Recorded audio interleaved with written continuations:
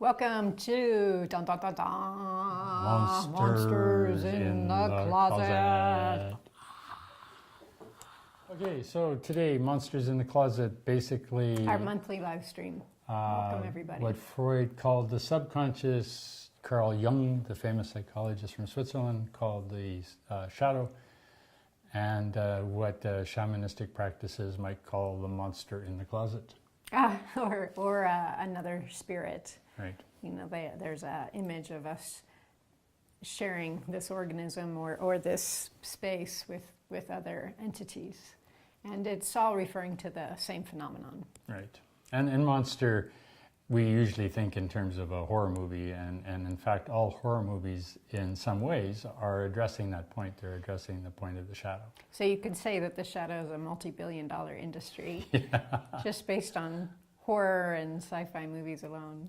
Thrillers. And when you come to think of your own shadow, so-called your own shadow, you can say, well, I don't want to do that. I don't want to look at that. That's too scary. But look at the number of people that like horror movies and quite enjoy them. So, for instance, the movie Aliens, the monster in the closet was greed. It was the greed of the company that created the problem. Right, because the company just was sending them out to make as much money as possible, going kind of off script, going against the laws and kind of crimes against humanity in order to make money. And so the alien was the embodiment of this greed, or the karma of that greed. Right. And if you look at other movies or books, for instance, Dr. Jekyll and Mr. Hyde, is it, or is it the other way around?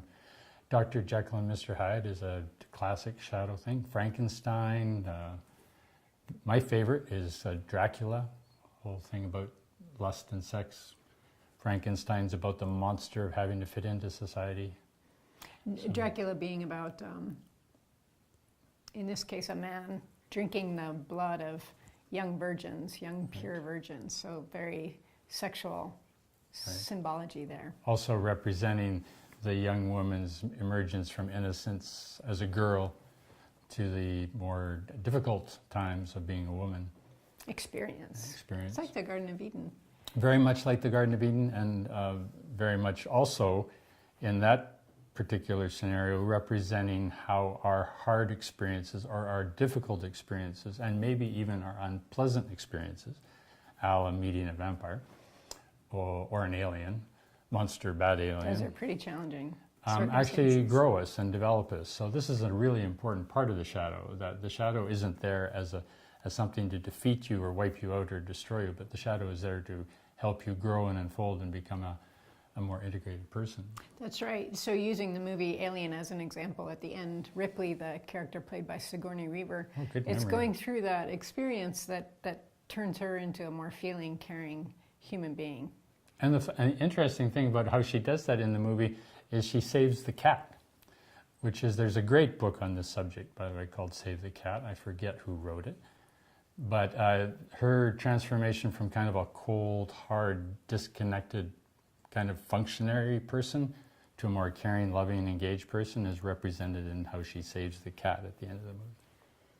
So we've talked a bit, that's right, we've talked a bit about what the shadow looks like in contemporary society. Let's talk about what it looks like when it's, you and me and everybody else. Well, I think we've got to start with a bit of history. Let's do that. Let's do it.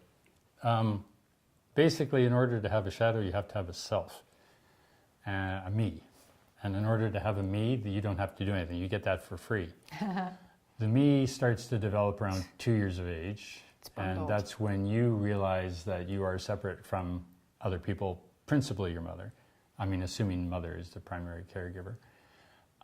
But there are a number of traumas that occur in your life that are shocking to the system. And when the system goes into shock, before the ego, it tends to shake it out like an animal.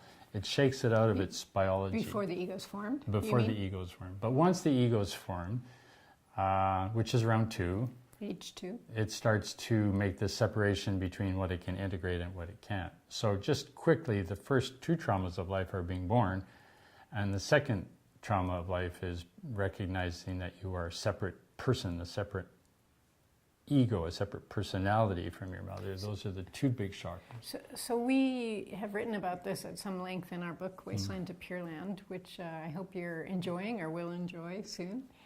But for those of you who aren't familiar with it, the trauma of being born is that, imagine the baby does not know that it's ever coming out.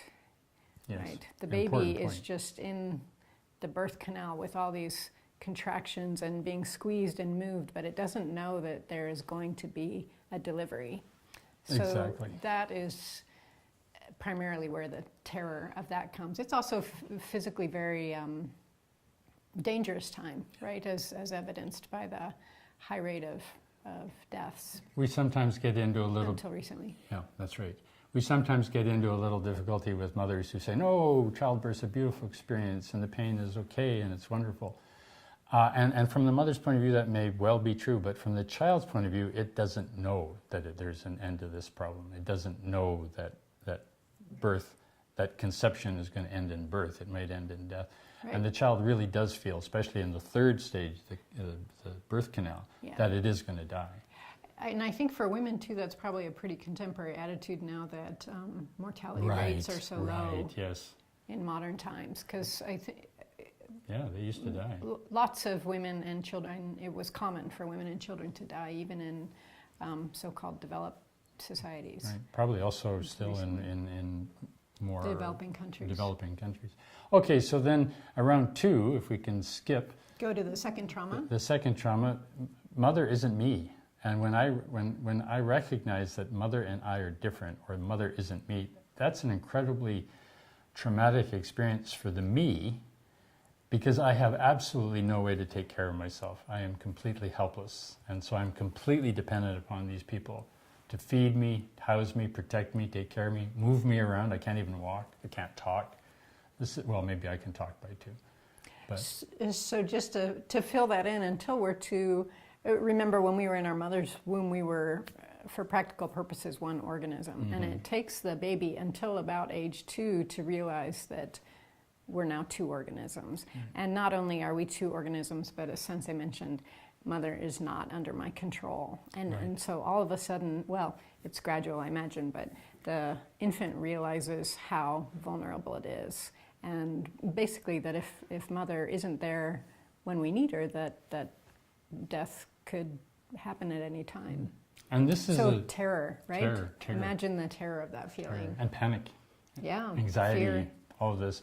And all of these emotions, like we're going to talk about in a minute, panic, anxiety, worry, terror, fear, etc., are all programmed from the very beginning in the organism, in the womb, and then the separation. And then the ego kind of starts to calcify or starts to form shells around these things. And so in order to liberate our energies as they were when we were young, and in order to liberate our consciousness from being subject to these traumas, especially when they're not present, which isn't very helpful, that's what liberating the monsters from the closet is all about. So fast forward a bit. I hope it's clear that we're not, that mothers, of course, are doing the best they can and are doing a wonderful job. This is just part of the human experience. So if we so babies don't have any way of processing this terror and this panic. You know, we can't really say, just breathe through it. And so that's where the shadow starts to shape. They just have to kind of, swallow it, I guess, for lack of a better word. Then if you fast forward to now we're adults and we're supposed to have coffee with our partner, let's say, or a prospective partner, and they don't show. And all of a sudden we're in this semi-hysterical inner state, wondering why they don't love us, right? If you've noticed, we don't often say like, oh, I must have gotten the time wrong. There's often a certain kind of panic and fear of being unloved, fear of being abandoned. Oh, maybe they've left me, for example, maybe they don't love me anymore. And that's that shadow aspect. We're just tapping back into those feelings from when we were an infant. Yeah. And now jumping back again. The monster in the closet. The monster in the closet. Jumping back again. So now at 2, it starts to form, well, I like or I don't like, or it's pleasant or unpleasant. So if she's playing with the mic. I'm playing with the wires. Don't play with the wires. No, bad. So it starts around like and dislike, pleasant and unpleasant. So the ego forms like, pleasant, and it has dislike, unpleasant. So it pushes what it doesn't like, that's unpleasant, away, and it gets drawn towards what it likes and what is pleasant. So that's just functional in terms of growing up. But the other aspect is what mother or father or the family or the tribe like and don't like. Mm-hmm. And so what mother and father don't like or find unpleasant is way more powerful than what I don't like and I find unpleasant. So those more tribal, familial likes and dislikes can get pushed under the table. Mm-hmm. That's the beginning of the unconscious, the subconscious. It's the beginning of the shadow. We can't meet these things. And in North America, a lot of those have to do with bodily functions and with sexuality and power and control. Yeah, power and control. Maybe gender issues. Yeah. All three lower chakra, the three lower chakra realms, which is why so much of that's about survival, resources, sexuality, and power. Right, and as part of that, relationships. So what can we do about the shadow, Sensei? Well, given we've all got one. This is the amazing thing.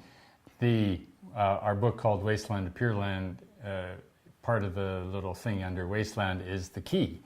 We have the key. And the main, part of the little thing under the wasteland. You know, where we had a little poem that what's his name? T.S. Eliot's poem talks about the key. The key in the door, lock, turning yeah. it once, the lock is confirmed. You can look it up if you like, if you don't know it. Anyway, so we have the key, right? And the key, curiously enough, is our aspiration and our intention. We need to make an aspiration and intention to use this key, which is our will, our intention, to go unlock the door and see what the monsters are up to. And how do we do that? There are a number. How do we do that? There are a number of ways to do that. There's the casual way, which is just have people in your life. Right. People in your life will definitely help you see the shadow. Right. Then the second way to do it is have troublesome people in your life. Oh, where can I get some of those? The other side of the tracks. Or they tend to show up. They tend no to matter show what, up. right? Right. But that's also why we kind of like monoculture, because people who are kind of the same or similar to us show up in the same way, so the shadows are shared. So we have a kind of a mutual agreement not to open those we all doors. keep the shadow down together. Yeah, monoculture. Gated communities. May I interject here? So the shadow often shows up in the guise of other people as agents. And often they are people who we think that we dislike or are afraid of. And we just kind of find a match, kind of like two puzzle pieces, where these people come into my life to match my shadow. And then it's very convenient for me to think it's them and not me. Mm-hmm. In the short term, it's not convenient in the long term. One of the keys to releasing the shadow is to meet whatever that aversion or that fear is, because that's something I'm carrying around inside myself. Yeah. So as we get older, these likes and pleasants and dislikes and unpleasants get calcified. So we get less and less access to the monster that has gone in the closet. It gets more and more repressed. And then it has smoke screen, or it has layers in front of it. So all your normal conflicting emotions are what, layers or smoke screens or defenses, patterns, hiding the shadow aspect. So that means things like anxiety, worry, tension, indigestion, other, like a kind of upset stomach, but not from food. I mean, getting upset, getting angry. Yeah. Those are defenses, ways to keep the shadow at bay. In fact, all negative emotional states are protections against what we call the 4 root fears, which are the last barrier before meeting the shadow. Mm-hmm. It can also show up as physical ailments. Yes. Oh, I don't feel well, so I need to leave this uncomfortable situation. And we have 3 or 4 main strategies on how to avoid that. We run, we hide, we fight, we get angry, we consume, we overconsume, we entertain, kind of another form of consumption. These are classical ways. We For deny, us to keep our shadow down. to keep ourself away from that, yeah. Away from that. So what are the 4 big fears underneath these anxieties and worries and tensions? We call them the 4 deep ego fears. If you've read our book, Wasteland to Pure Land, you'll be familiar with these. So it's fear of abandonment, fear of annihilation, fear of insanity, going crazy, and fear of being evil, which may manifest as fear of being a bad person. Right. And I think for the shadow aspect, that fear of being evil is the larger aspect. So you can look at the sexuality, where for generations women weren't supposed to enjoy sex. So that's a very strong shadow element to keep the power of the female at bay from the male ego, so the male isn't threatened by her power. And women were, I guess, partially convinced anyway, that in order to not be abandoned or annihilated because they had no property rights or political rights, that they had to kind of go along with it. That's a great example of how the shadow can operate on the level of the individuals and then be societal wide and even be built into the legal structure of a culture. Yeah, so it's very hard to see yeah, exactly. It's very hard for us to see that World War II had some good unintended consequences, but this was one. By putting women into the manufacturing businesses while men were off fighting, they learned to get their own paychecks and have their own power and have their own control and then their own vote and their own incomes. So now all of a sudden women weren't reliant upon men in that way, and men didn't have that kind of subtle power over Knew women. they didn't have to be reliant. Didn't have to be. Yeah. And so this opened the whole women's movement more and gave women a bigger voice. And now along comes, what was that book? The orgasm thing? Sex at Dawn? What? Not Sex at Dawn? No. The play that was about Vagina monologue. Vagina monologue, sorry. Right? Which a lot of people even then had a lot of trouble with. Are you ready to talk about how we could liberate the shadow? Yeah. Let's talk about that. Okay. So liberating the shadow, the really, really, really good thing to do is therapy. Yep. In whatever, there's lots of different kinds of therapy, co-counseling, group counseling, professional therapy, reading, self-education, and so on. And all of these are helpful. Yep. So that the more people who undertake that kind of approach, the better off we'll be for sure. And we would say that the real work of liberating the shadow, therapy is still within the framework of the ego.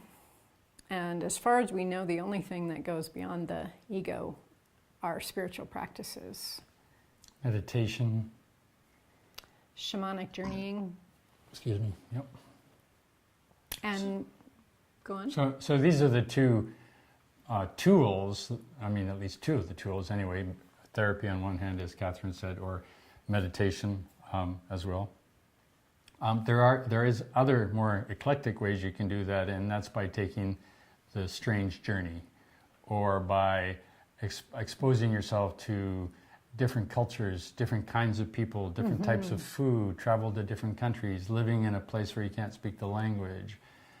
Anything that kind of takes you out of the box of your comfort zone. Out of your own paradigm, Out of where your own your world. paradigm is not the standard, the default paradigm. That's why hallucinogenic drugs are so powerful. Hallucinogenic drugs are very good for that. They are very good for that. I recommend that in conjunction, together with some kind of guidance. Right. Yeah, in the 70s when I was doing hallucinogenics, there was no guidance, and there was very little structure around it. Now it's much more contained, and that is a much more effective way to do that. But when we get to the shadow element, the thing that you always have to recognize is that ego is never ready for anything new. The ego is ready for By something... its nature. By its nature. The ego is ready for something new as long as it's kind of a lot like what it was before. So like if I say, well, I'm going to an Italian restaurant and I'm going to have is it osobuco? Osobuco. Osobuco. I go, okay, I'm going to have osobuco, right? I'm really reaching out there. But I've eaten everything else Italian. So yes, it's a reach, but it's not as big a reach as going to Kenya and eating, what did we eat? Caterpillars? Caterpillars. Caterpillars, right? So this aspect of the shadow comes straight forward because somewhere along the line you've been told that if you eat caterpillars, you're insane, that you're evil, you're kind of out of a horror movie or something. Whereas for millions of people, eating caterpillars is a high protein diet. Yeah, it's interesting, right? What is it about caterpillars and worms that is gross, You know. where there are so many other things that we eat? That Well, we assume it's because you've been told, right? That's right. Mom and dad and family, don't eat that, that's dirty. And so dirty is also synonymous with evil in some ways. Mm-hmm. If it's dirty, it's evil. If it's evil, it's dirty. So you can see the cultural bias creeping in. As a kid, for instance, I would occasionally eat the gravel on the road, right? It was kind of... How was it? I don't remember. But, you know, doctors said, well, you're getting your immune system built up to your local environment. But, you know, that was before oil spills and chemical fertilizers were everywhere and insecticides and pesticides were everywhere. You were tasting the terroir. The terroir. I was getting ready for the wine of being in Regina. By the way, there's a great song called I Love Regina. If you ever check it out on YouTube, it's very funny. Yeah, and there's some shadow elements in that song too. There sure is. So back to why the spiritual life or spiritual practice is so valuable for integrating the shadow. We have in Buddhism, we have what's called the triple gem, which is the Buddha, the Dharma, and the Sangha. The Buddha is represented by the teachers. The Dharma are the teachings, and the Sangha is the community of practitioners. And that's the one, Sangha is something that North America is not so strong on. We are a culture of individualists and often like to have a strong one-on-one relationship with our teachers. And there's a lot of power in Sangha. And I'd say that is perhaps the shadow of Buddhism in North America. Yeah, I think so. If it's a three-legged stool, it's kind of keeps tipping over on the community part. And there's reasons for that. In addition to the individualistic culture? Yeah, I mean. We're not raised. You're right. We're not raised to conditions live in around it. community and so on. I mean, we have our own bedrooms. It We is have our our- own phones. We have our own TV sometimes. We don't eat together as families anymore. And even what we do Yes. call community is like, you know, kind of on our terms. We can walk in, go home. So the nuclear family and the individual apartment and the individual house and people all doing their own thing is. That's kind of a community, but it's not a community in the sense of living together, working together, and therefore meeting the shadow elements. Because if everybody's doing their own thing, you're not going to meet any shadow elements.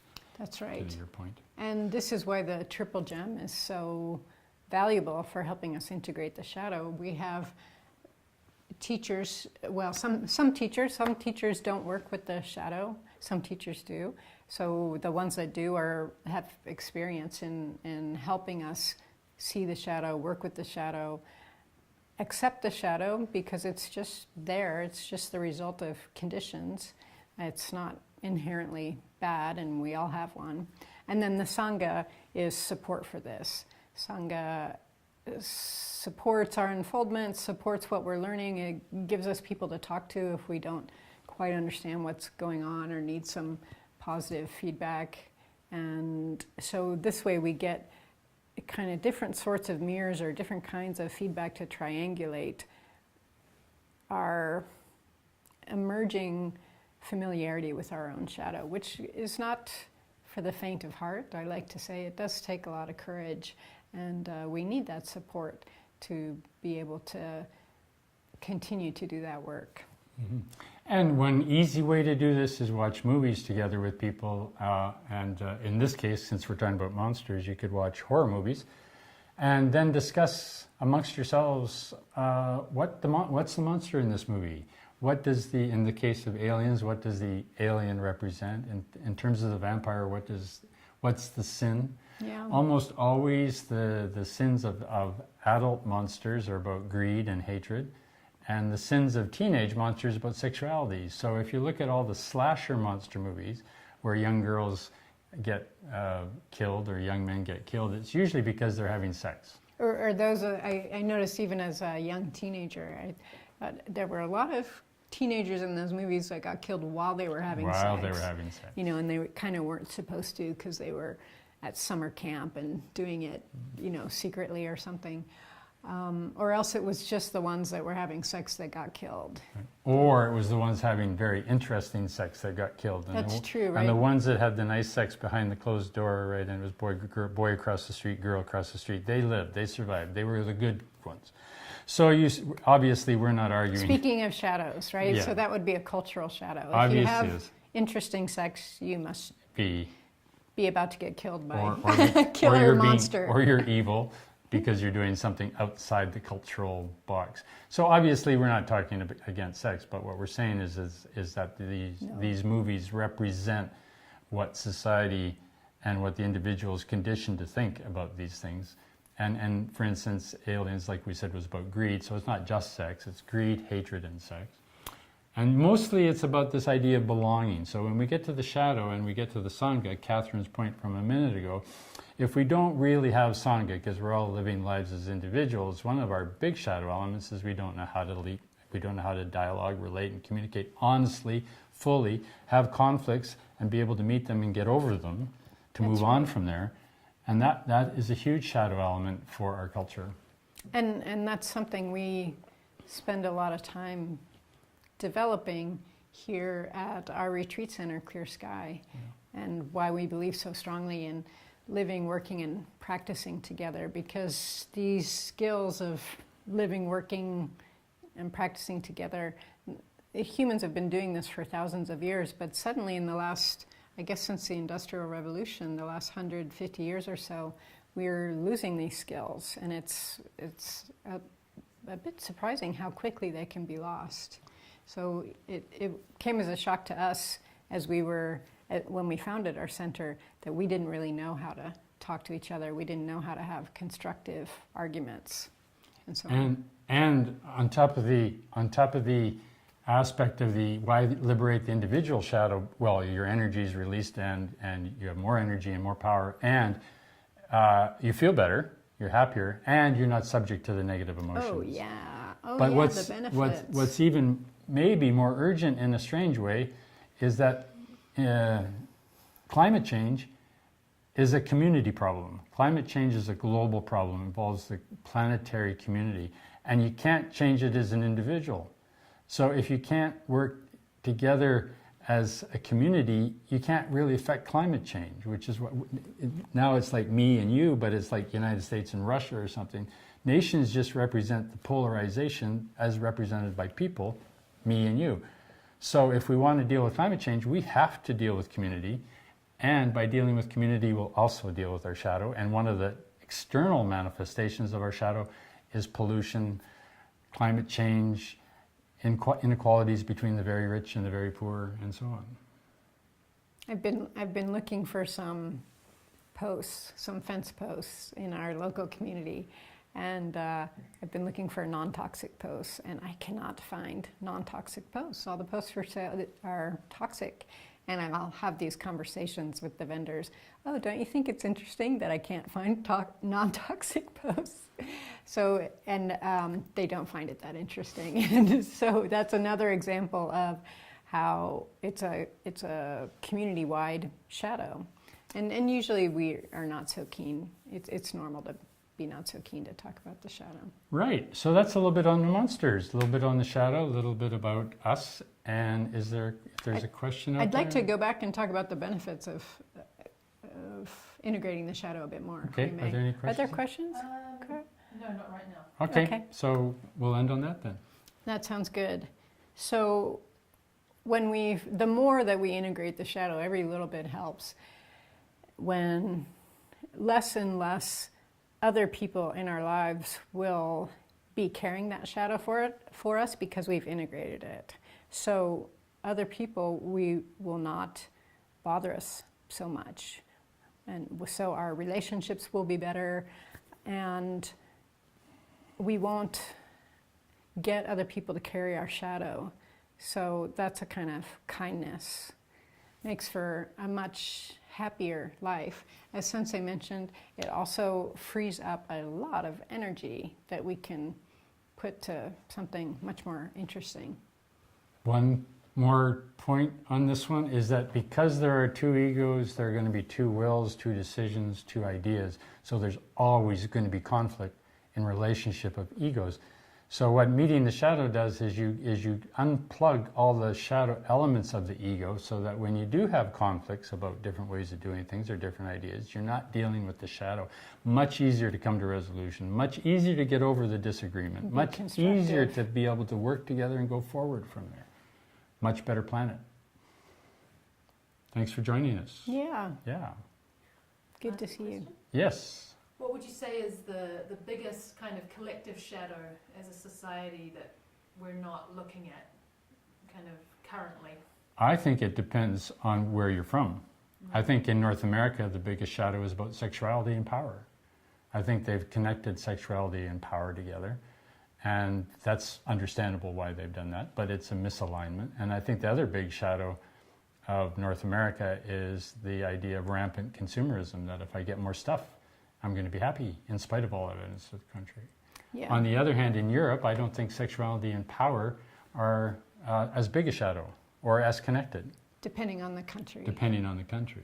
Yes. So you're saying the power and consumerism, things we're doing it unconsciously and therefore it's in the shadow. Yeah. Yeah. Kat, do you want to add to that? I think the sexuality and power is quite unconscious. I read a lot about imbalanced power dynamics and a kind of assertion that people in imbalanced power dynamics should not have sex together. And I'd say that there's never a balanced power dynamic because it's always in flux. So it depends on the situation? Yeah, it depends on the kind of power as well. And so I think it's good to explore these topics. It's a fair question, worthy of exploration. And I'd say that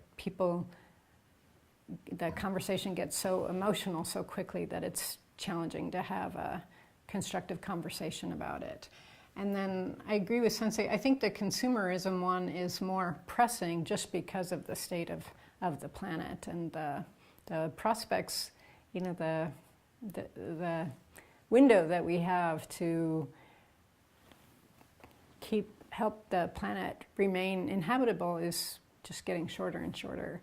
And we're still encouraged to, a lot of products are still disposable, a lot of products are still not biodegradable, and the prevailing not climate change but the prevailing media is still about consume more. Just one other point on this one is that shadow has layers. Mm-hmm. So you might you might have an insight or a breakthrough and go, oh, that's why I've been doing that. But you got to keep going. Because behind that is another, and behind that's another. Now it's not infinite. You eventually run out of shadow material. But it's not just one layer. It's probably at least 5 or 6 layers down. Spelunking. Spelunking, yeah. And I think it's important to add too that your question's a good one, and those are great examples. They're kind of troubling issues, right? And that's why integrating our shadow is so important, because then we can address the challenges. We have the energy. We're not losing our energy getting depressed or anxious about it. We have that energy available. And there's one more point. If you don't deal with it, it's affecting your life anyway. Yeah. So the It's point not is, like it goes away. it's not like, oh, I don't have to deal with the shadow. It's not there. It's permeating through everything you do. Only rears its ugly, beautiful head when you're in a tight situation. What's your... Helen Wirral. Hi, Helen. Hi, Helen. She's in Calgary. Do you think there is any hope of turning the rampant consumerism around? Yeah. Yeah, no problem. Yeah, for sure. No problem. It's just a matter of refuge. The refuge is what you take refuge in, and in the same way that we've sort of ended wars. I mean, I know there's a lot of wars going on, but compared to the past, or epidemics. Epidemics are not really happening much. Even AIDS is small compared to historically, where it wiped out millions. The plague, For yeah. Example. So same too with this kind of model. This is just a model. It's been built. It's been shaped, and anything that can be built and shaped can be changed. And I think the undercurrent, the underground movement is to change it. But you can't do it in 50 years. You're not going to do it in one lifetime. It's going to take generations. What do you think? Yeah, it's a process. Part of the challenge is it's a slow process. With greater awareness, we realize we don't actually want more stuff, because then you've got to manage that stuff. And I found non-toxic wood stain. Good job. Right? So now I just need to find the untreated wood to put the stain on. But where there's a stain, there's a wood to be treated, right? And when I find that person that supplies that wood, that's another beautiful connecting in Indra's net. We'll be happy to find each other. We'll be part of our respective communities. I think just another thing on your point, Ellen, is that we need to recognize that the ego, the persona, the desire mind is never, ever satisfied. So at some point when we realize that the desire mind is never satisfied, we learn to manage or discipline or train our desire to be consistent with what's healthy and wholesome for a good life. And that's what consumerism doesn't do. It doesn't recognize that it can't be satisfied. So when we come to that realization, things will change. Okay, I think we are out of here. Oh. Well, there was another just quick note from Morley. Morley, hi Morley. Hey Morley. He's just getting the question out.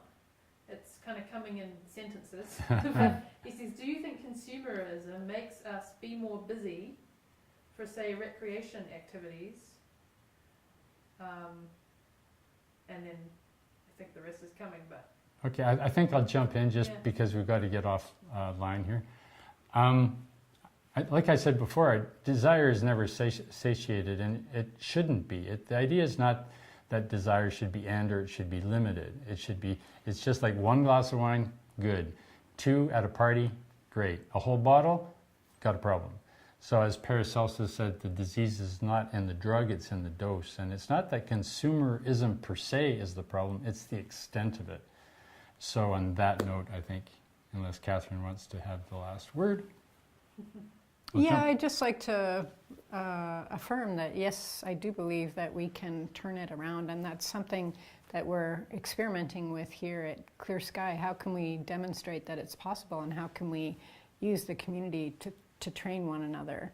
And we've got exciting new developments in our recycling program and our ecological restoration as the proof in the pudding, and we're learning as we go. Yes, Cara? I've heard you're about to do a retreat on the shadow, or you're leading a retreat on how to... Golden and Dark Shadows in Nelson in May 18th? I believe so. May 18th. In Nelson, British Columbia? Third weekend in May. For a weekend? And see our website, planetdharma.com, for more details on that. It's a Friday afternoon to Monday lunch. Monday lunch or Sunday lunch? Monday lunch. Monday lunch. What kind of things will you be doing with people there?